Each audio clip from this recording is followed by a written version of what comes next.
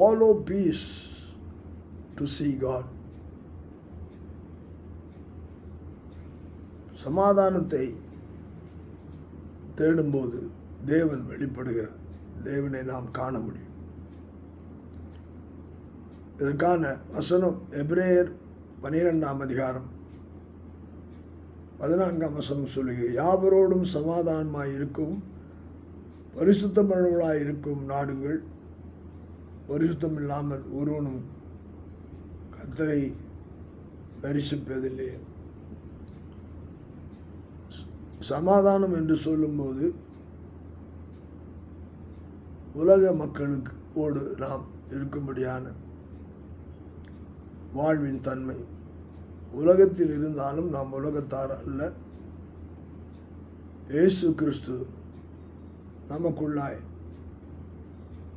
இருக்கிறபடினால் இயேசுவை போல நாம் பரிசுத்தமுள்ள வாழ்க்கை வாழ, பரிசுத்தத்தை நாம் மற்றவர்களுக்கு நம்முடைய வாழ்க்கையின் மூலமாய் எடுத்துக்காட்ட, அந்த பரிசுத்தத்தை அவர்கள் பார்க்கும்போது தேவனுடைய தன்மையை நம்மிடத்தில் செயல்பாடுகளை அவர்கள் பார்க்கிறார்கள். அந்த செயல்பாடுகளை பார்க்கும்படியான அவர்கள் தங்களுடைய வாழ்க்கையிலும் இவர்கள் கிறிஸ்துவை உடையவர்கள், கிறிஸ்தவர்கள், இவர்கள் கிறிஸ்துவை தரித்திருக்கிறார்கள்.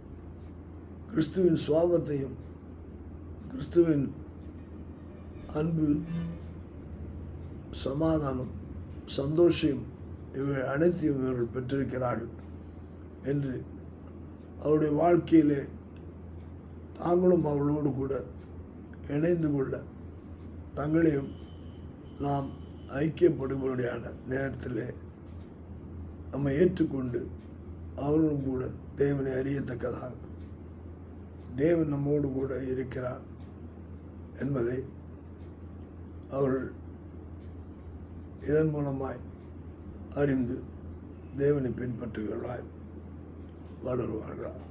கர்த்தருக்கே ஸ்தோத்திரம்.